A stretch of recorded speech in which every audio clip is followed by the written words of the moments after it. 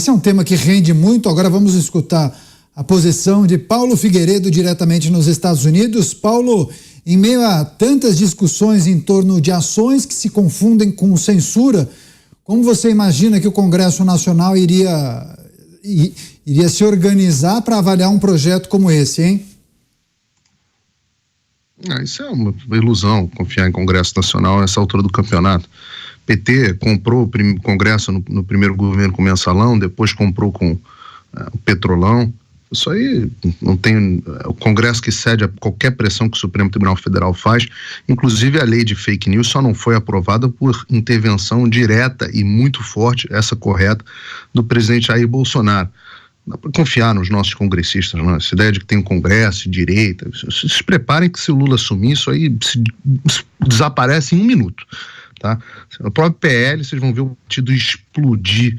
Vocês viram o Valdemar da Costa Neto aqui? Não dá para... Vocês têm alguma confiança de que essas pessoas têm convicção da defesa da liberdade de expressão? Vão ter ali 50 que vão defender a liberdade de expressão e o resto vão de acordo com a sua conveniência, vão de acordo com seus interesses, vão de acordo com a pressão que vier de cima. Foi a mesma pressão, eles conseguiram, o Supremo Tribunal Federal, quando quis, conseguiu até a PEC do voto impresso, eles conseguiram fazer lobby para impedir. O Alexandre de Moraes já falou que vai com tudo para fazer o Congresso Nacional aprovar uma regulamentação. Você imagina no momento em que tiver o apoio do Executivo, no caso do Lula, que certamente vai ter comprado de uma forma ou de outra metade do Congresso, ou muito mais da metade do Congresso. Não tenham a menor fé de que o Congresso vai impedir, vai defender a liberdade de expressão no Brasil. Isso aí é, para mim, a história da carochinha. Tá? A gente tem que separar, porque tem 2 tipos de censura de rede social. Tá, Daniel? Tem 2 tipos. O primeiro tipo de censura é censura que acontece dos tribunais. Isso é um fenômeno que é meio do Brasil, talvez China, Coreia do Norte, sei lá, uns fenômenos, a censura governamental, que venha de algum agente, ou de um tribunal, ou de onde quer que esteja o ditador. É aquele que censura os outros, é o ditador, né? Então, isso é uma coisa. No Brasil, por exemplo, Xandão vai lá e decide que a conta do Adrilles Jorge não é uma boa conta para estar na internet. Então ele vai lá, manda uma ordem, aperta um botão, o Adrilles está fora, desapareceu. É uma versão moderna de jogar o cara, de sumir com o cara. Antigamente você tinha que sumir com o indivíduo. Agora você tem que sumir com ele da rede social, já basta. A gente já deixa de existir, que é como as pessoas interagem hoje em dia. Então, essa censura dos ditadores é um capítulo separado. Contra esta censura, as redes sociais não podem fazer nada. Então não adianta, as pessoas que não entendem apelam para o Elon Musk para ele desobedecer uma ordem do Supremo Tribunal Federal. Pô, se o Elon Musk desobedece uma ordem do Xandão, o Xandão vai lá, aperta um botão, no dia seguinte fica todo mundo sem o Twitter no Brasil.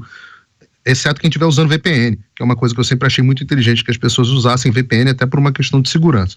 Mas aperta um botão, todo mundo que está no Brasil deixa de ter acesso ao Twitter. Ele já fez isso com o Telegram, que é muito mais utilizado no Brasil que o Twitter. O Twitter tem, sei lá, algumas poucas dezenas de milhões de usuários no Brasil. O Telegram tem 200 milhões. O Telegram só está atrás do WhatsApp no Brasil. Então, absolutamente gigantesco. O Xandão foi lá, apertou um botão. Essa é a censura governamental. Censura de ditador. Censura à la Partido Comunista Chinês. Agora, existe uma outra censura, que é a censura voluntária das próprias empresas de tecnologia. Por quê? Você tem hoje uma situação de oligopólio, né? Economia, né? Oligopólio é quando poucas empresas, poucos agentes controlam o mercado. Então você tem Twitter, Facebook, Google controla o YouTube, né? O Facebook controla o Instagram também, o TikTok, que é do Partido Comunista Chinês, e o LinkedIn, que é menos relevante, mais para currículo, essas coisas, profissional. Então, essas empresas, elas impõem a sua própria censura. Elas não vêm de um ditador, elas vêm de ditadores dentro da própria empresa. Então, por exemplo, nós, aqui agora no YouTube, é importante que as pessoas saibam, nós recebemos as diretrizes do que nós podemos ou não falar de acordo com o Ministério da Verdade. O YouTube decidiu que a gente não pode falar. Tô lendo aqui o que eu recebi de orientação. Vacinas.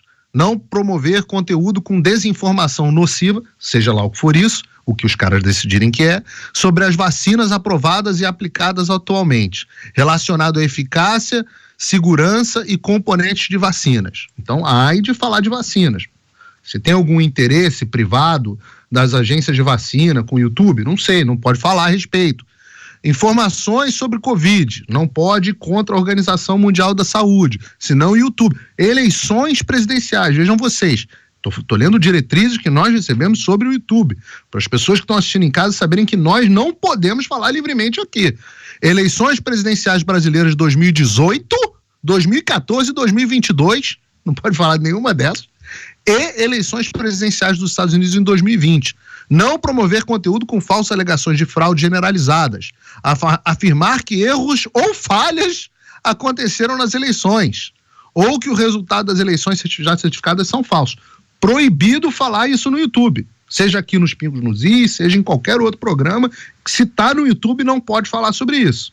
Essa censura, ela é feita por meia dúzia de agentes e muitas vezes empresas terceirizadas que se acham donos da verdade. São os mesmos que retiravam, quando o argentino apresentou as informações lá dele, são os mesmos que retiravam o conteúdo. Essa censura não é a do Alexandre de Moraes. Eu estou falando da conta da tia do Zap, que é excluída pelo Twitter. Contra essas vêm das empresas. E olha que coisa engraçada. Nos Estados Unidos, só existe a censura das empresas. Foram as empresas, inclusive o Twitter, que retiraram Donald Trump, na época presidente dos Estados Unidos ainda. Retiraram o presidente dos Estados Unidos das redes sociais. Eles decidiram, meia dúzia de empresários, decidiram que não gostavam do presidente do país, retiraram ele das redes sociais. Pode ter certeza que vão fazer igualzinho com o Bolsonaro em janeiro. Então, a outra, isso é uma coisa. Esses caras que decidem o que é verdadeiro ou não. Agora, o mundo inteiro está discutindo o que vai fazer com isso. Regulamentação é uma discussão que existe mesmo. Uma boa parte das pessoas apresenta uma proposta parecida com o que o Fernão disse, que é você tratar como empresa pública, né, como serviço de utilidade pública, as redes sociais. A Light, sei lá, no Rio de Janeiro, eu sou do Rio, né, então fala Light, a empresa de energia elétrica não pode decidir que porque eu sou apoiador do Bolsonaro, vai cortar a minha luz. A mesma coisa a empresa que presta serviço de telefone. Então, o Twitter, como um serviço de utilidade pública, também não poderia cortar. Agora, o que nós temos que ver é o seguinte: o que tem em comum entre a censura dos Estados Unidos e a censura do Brasil? O que tem em comum é a ideologia de esquerda. No Brasil, essa ideologia de esquerda domina os tribunais. Nos Estados Unidos, ela domina as empresas de tecnologia. No Brasil também domina as empresas de tecnologia, mas não os tribunais. Então, essa visão de esquerda é a de que vamos calar todos aqueles que não concordam com a gente e dizer que é desinformação qualquer informação que não seja alinhada com a nossa agenda. Qualquer regulamentação que venha do governo do PT virá na direção de dar menos liberdade aos indivíduos e não mais liberdade aos indivíduos. E qual é a proteção que nós temos contra isso? Eu duvido muito que venha do nosso Congresso, com todo respeito. Isso, para mim, volto a dizer, é história da carochinha.